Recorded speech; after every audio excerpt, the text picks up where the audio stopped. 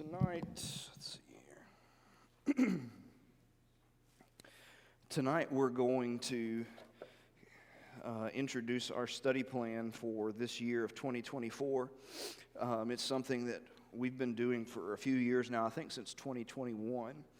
And by congregational study plan, for those who may be a little bit unfamiliar with what we're talking about, this is just the pairing together of certain books. We'll explain more here in just a moment.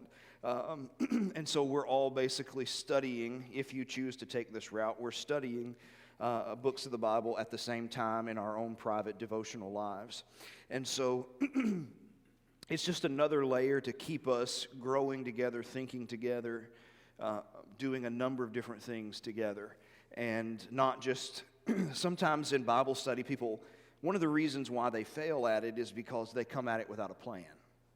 And so it just feels like I'm aimlessly wandering. And so if there are a number of plans that exist, and so we're going to talk about the one that we have put together for this year.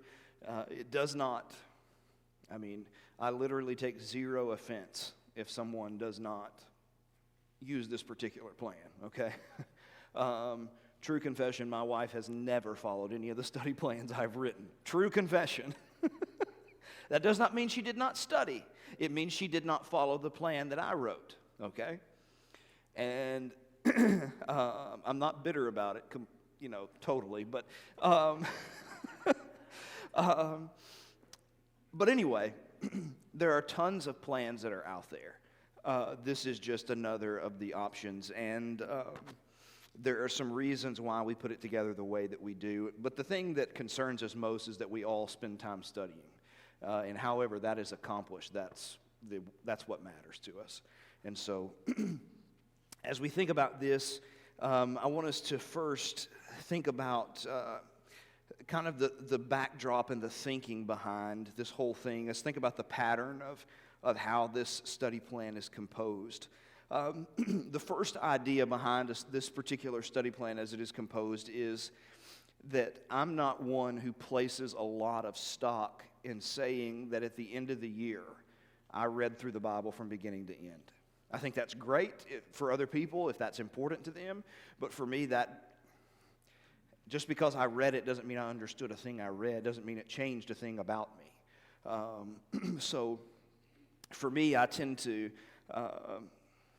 what we'll see tonight is after we've been through this plan, we've been through, 21, 22, 23, 24. By the time we're done, we will have covered pretty much every book in the Bible at a slower but more intentional pace. And I think that's important. So what we're doing is we're taking Old Testament books and New Testament books and we're pairing them together and seeing that there are connections and threads that run through them.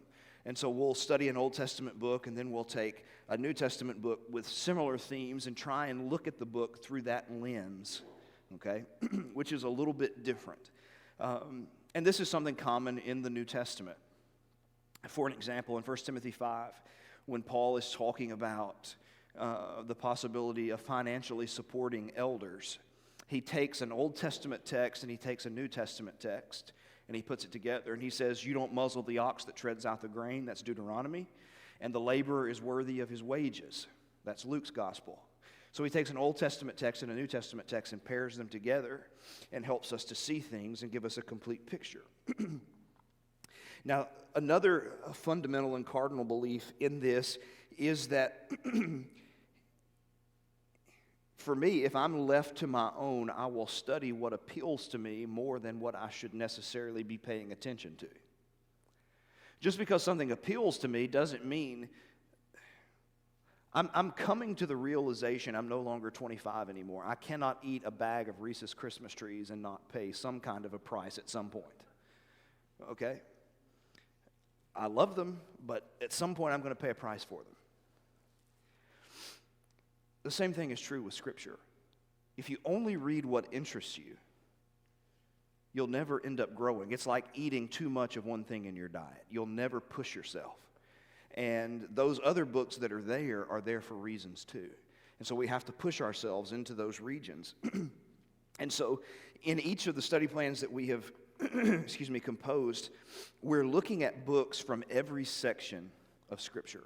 Books that come from the law, books that come from the Old Testament books of history, books that come from the prophets, books that come from poetry, books that come from the Gospels, that come from the general epistles, the Pauline epistles.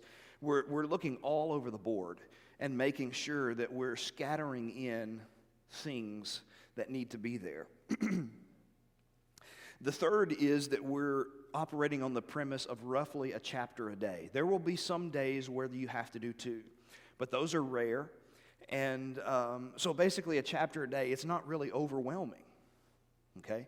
And so one of the things about building habits, and one of the reasons why habits aren't built in any area of life, is because we have a generic goal and we never break it down into bite sizes, okay?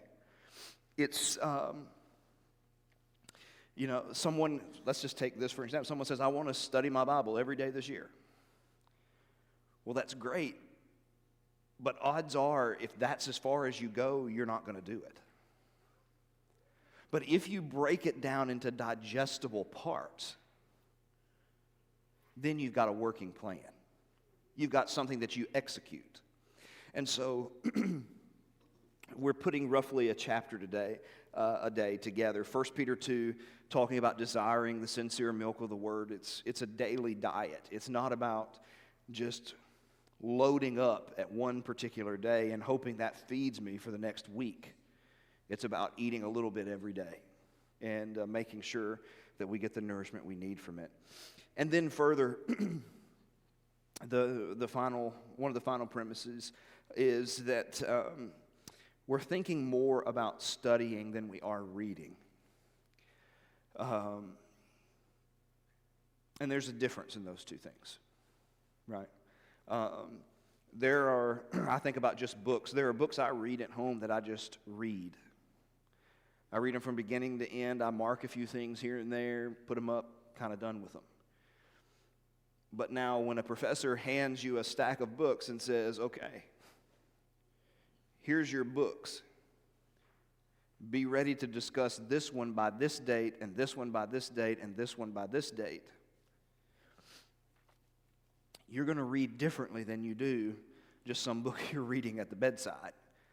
You're going to think about the structure. You're going to think about the argument that's being made and how it is flowing through the book, and does it hold up to the author's purpose, okay? And so when it comes to studying, that's what we want to pay attention to. Psalm 1, where he describes this threshold psalm as you enter into the book, he describes the blessed life as one that an individual meditates in the law of the Lord day and night. He just kind of mulls it over and just thinks about it and continually works through it. And it's never really far from him. And so that's kind of what we're looking at. So let's, and there are some changes to some things this year, but we'll talk about that at the end. I'm going to give you, you don't have to write these down as I'm writing them, so don't worry about that. We've got bookmarks and books and different things out there in the foyer that will have it all for you. I mean, you're welcome to, but you don't have to at all. So this is what we're going to do. In January, we're going to turn our attention to Deuteronomy. It's the beginning of a new year, and Deuteronomy is the beginning kind of turning over a new leaf for Israel. They had been through the they had been through the wilderness wanderings. They had failed, Numbers 13 and 14, and so now they died off in the wilderness, and so this is the repeating of the law. Deuteronomy is deutero, second, and namas, which is law, second law.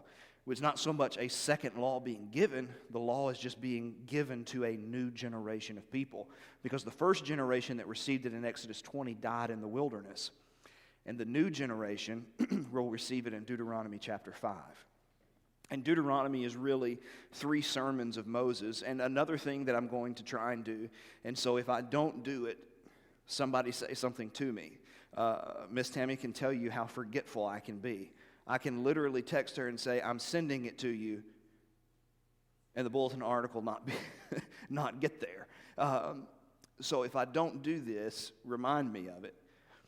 And that is, before each month begins, and the Sunday before the beginning of each month, I'll try and write an introduction to each of these books so that it kind of gives you some framework to work with and look to analyze the book with. And so We're in the process of beginning again, and Deuteronomy is important to evaluate those priorities. And Deuteronomy is really 3 sermons of Moses where he's encouraging them to do just that. All right, then February, its counterpart, I think, is we're going to look at the book of Acts. And some people say, how is Acts beginning again? Well, so in the New Testament, most times when we think about the Old Testament, we think about books like Galatians and Hebrews and some of those books where the law is being described as something that is done away, that's put away, that has perished, that has done all these things. And that's certainly right. I mean, the Bible says it. There's no arguing with that side. But there's another way of looking at it, and that's through the lens of Jesus. I came to fulfill it. He didn't come just to kill the law. He came to fulfill it. Okay? And so what you have in Acts with the establishment and the spread of the church is the continuing story of Israel. So Israel's story continues on through the church. And the church becomes spiritual Israel. Galatians 6 and verse 16. And so it's beginning again. The story starts and begins again to take on new meaning and reach to the ends of the earth. And so that's kind of the thinking behind that pairing. Then in March, we'll look at Proverbs, the importance of Christian living. And the thing about Proverbs, of course, you know, it's not like other books. It's not like you're reading a chapter in order to analyze it from beginning to end. The first 9 chapters or so have a discernible structure. After that, it's kind of like a shotgun, just went off. And you've got pellets just flying everywhere. And so he can be talking about tons of different things. And so we're looking at each of those Proverbs to think through those things. Then in April, this will be a little bit different. I don't think we've ever done it. We're going to look at the Sermon on the Mount with James. And the reason why is because you only have to read James casually to realize that they're almost identical. They're almost identical. And both of them are some of the biggest gut checks you will ever feel in Christian living. And so we'll spend some time thinking about those. Then in May, we're going to go to the book that, as people describe it, it is for people who read through the Bible every year, most people do good until this is the perennial Bible plan reading killer. Okay? The perennial Bible plan reading killer is what? Leviticus. Everybody's good through Genesis, everybody's good through Exodus, you get to Leviticus and it's like, okay, we're going to spend some time thinking about Leviticus and its importance in the fellowship of God. Leviticus is actually, in ways, one of the easiest books to understand because it repeats itself. The themes of the chapters are not hard to see because the words are repeated over and over and over and over. It is one of the few books that when I'm studying it, I don't have to wonder, I wonder what he's talking about here. I know he's talking about a specific offering. I know he's talking about a specific day. I know he's talking about a specific feast because he's going to tell me. And so, but really Leviticus is about how we gain fellowship with God and how we maintain fellowship with God. And then in June, the New Testament counterparts to that would be Romans, Galatians, and Hebrews. And looking at individual chapters there. Romans, of course, a great treatise on the subject. Galatians as well, the relationship along with Hebrews of the law and some of those particular concepts. Then when we come to July, we're going to combine an Old and New Testament book together, and New Testament books together. We're looking at Daniel, which I think will be important because we're studying it on Wednesday nights. If we study it, turn around, and then just kind of work our way through it again in private, it can help to solidify some of the things that we're learning. And then you look, of course, they're living as exiles. Daniel is all about being an exile in Babylon. 1 Peter is about undergoing the persecution of Nero. And 1 Peter 2:11 describes us as strangers and exiles, along with 1 and 2 Thessalonians with this emphasis upon the second coming. And the idea of looking forward to something, that this is not permanent, this is not where we belong, it's a temporary thing. All right. Then In August, we're going to look at the books of Ezra, Nehemiah, and Esther. The idea is getting back to work. That's kind of when school starts back. The chaos of summer ends. We just kind of move back into the normalcy of life. And making sure that our priorities are in line with where they need to be as we kind of get back in routines once again. And then the New Testament counterpart to that will, of course, be 1st and 2nd Corinthians, where Paul, he spent a lot of time there when he started the congregation, and then when he writes these letters, he's getting them back to work. They've got plenty to work on. You read the letters, it's quite obvious they have plenty to work on, okay? Then we come to October and November, and we're going to look at the Chronicles. We've studied 1st and 2nd Kings on Wednesday nights, and we spent some time in the Chronicles doing cross-referencing, but we're going to look here. Now, here's why we're going to look here. My least favorite time of the decades are the ones that fall on election years. They're my least favorite times of the decades. They're some of the most divisive times. Even in the church, we allow what takes place out here to come in here and divide us.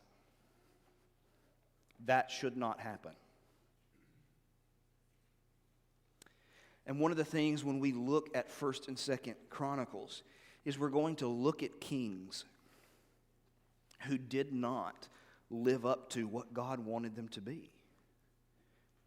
And the important thing to keep in mind is, if you're looking to a political leader to rescue us, you're looking in the wrong place. You're doing exactly what the people of Israel did when they looked to men who were flawed to save them.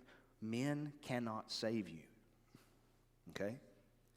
And so paying attention to the kings who failed. Inevitably, every elected official will have their strengths and they will have their weaknesses. And believing that one is the chosen one is one of the surest ways of getting ourselves into trouble. Okay? And then the counterpart to that in December is we look at Matthew's gospel, which presents Jesus as the triumphant king. This is the king that does not fail. And we have to keep that in the forefronts of our minds and really think through those things, okay? I'm not saying it's wrong to care about politics. I'm not saying it's wrong to be invested in those things. I happen to have a personal interest in some of those things myself. I'm just naturally bent that way through history. But at the end of the day, who wins? You know what we got to do the next day? You got to get up and go to work. You got to get up and keep doing what God has called you to do, regardless of who it is. And but if you pin your hopes to someone, that's going to be really hard. But if you keep your hopes on the living God, that becomes a lot easier, okay? All right, so let's talk then about some of these additions. We've got bookmarks with the study plan. They look like this. They're out here on both tables, front and back. And so these aren't really anything new. Then we've got a prayer schedule. Now, this is new. So our theme for 2024, we're going to be studying prayer from the Gospel of Luke. And so this kind of coincides with that. It's kind of taking the study plan as we've done it in the past and kind of coincides. And so basically what this will be published every 2 months. And why every 2 months? Because you can't fit more than that on a card this size. Okay? But these are out here. And so the idea is this. You will see people's names on them. And it's someone or something to pray for every day of the week that's directly involved in the church here. So for an example, this is the kind of the grid I went with. On Sundays and Mondays, you'll be praying for people who are members of the congregation here. On Tuesdays, we'll be praying for a specific work of the congregation. On Wednesday, we'll be praying for specific leaders, elders, deacons, and not just in groups, elders or deacons, but individual names, elder, deacon, so forth. Then on Thursday and Friday, we'll pray for members again. And on Saturdays, we'll spend our times praying for people who lead in worship, people who participate in worship, people who lead Bible classes, and people who participate in Bible classes, and understanding how those things work. And so they're all listed here with the days. There's a little bubble by them. You can scratch them out, mark it as complete, do whatever.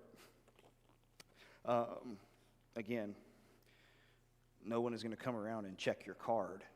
So, I mean, you don't have to do it. But it does make it a little bit easier. So, as we think about, again, just kind of summarizing these things, we're dealing with one chapter a day. We're answering two basic questions. We're asking, what does it mean? And then asking, so what?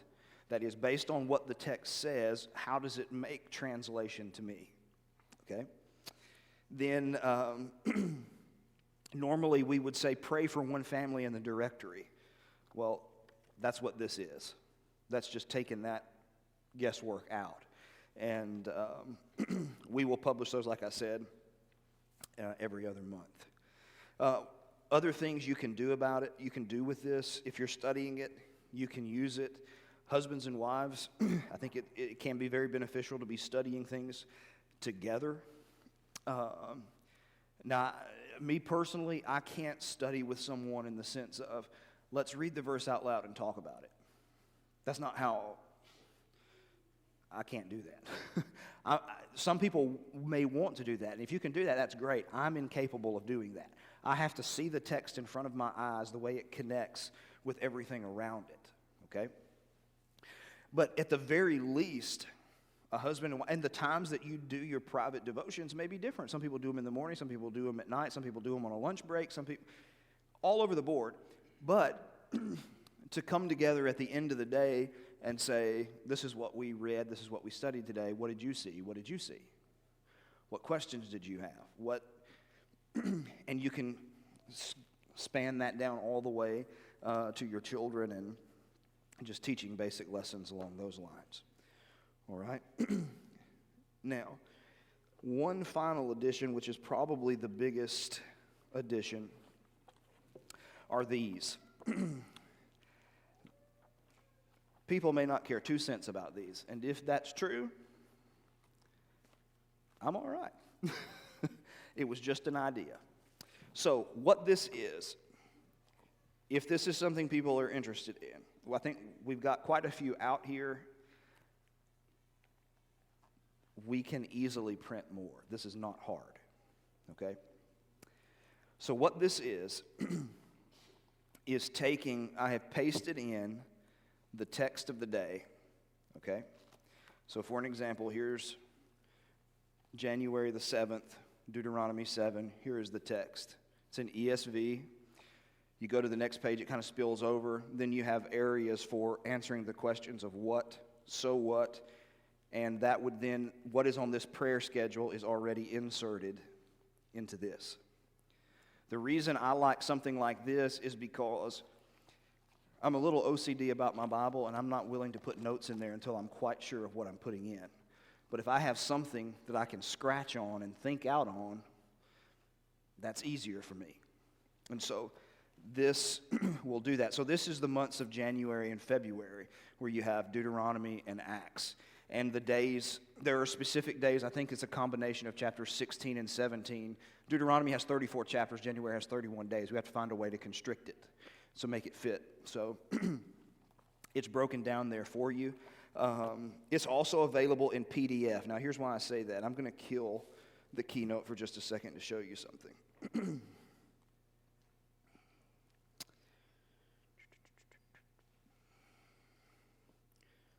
All right, so I have it in PDF in my Notability app because I like the ability to be able to mark things up, okay?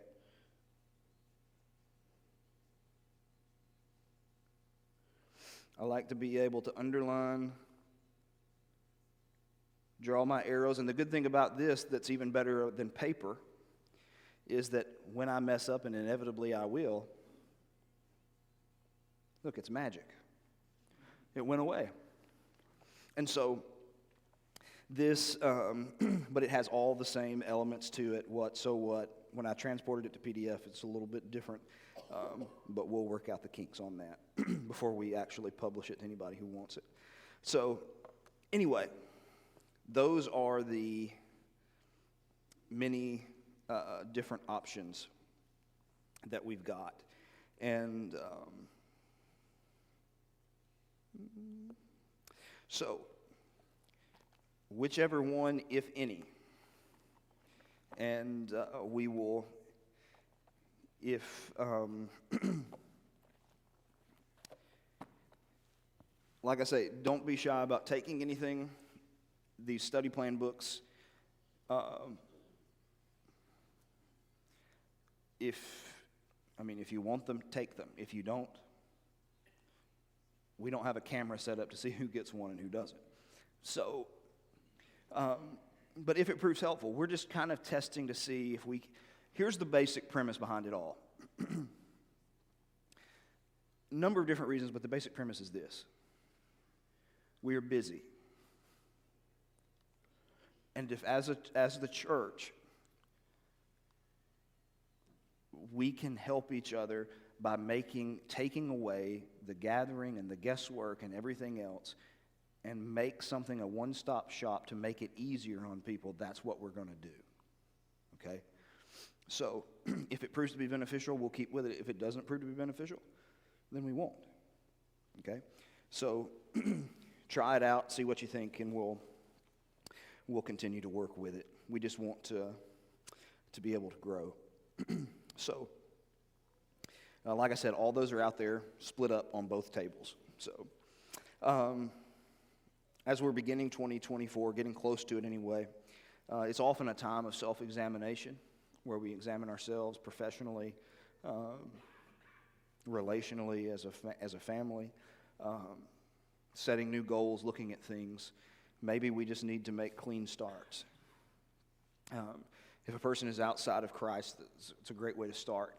If any man is in Christ, he's a new creation, 2 Corinthians 5 and verse 17. Behold, the things that are past are gone, everything has become new. Or maybe as a New Testament Christian, I feel I need to take care of some things that between me and God, or I want as a congregation for us to pray together about those things. We're happy to do that. And now is an opportunity. It's not the only one, but it is an opportunity. And if we can help you with that this evening, we want to, as we stand and sing this song.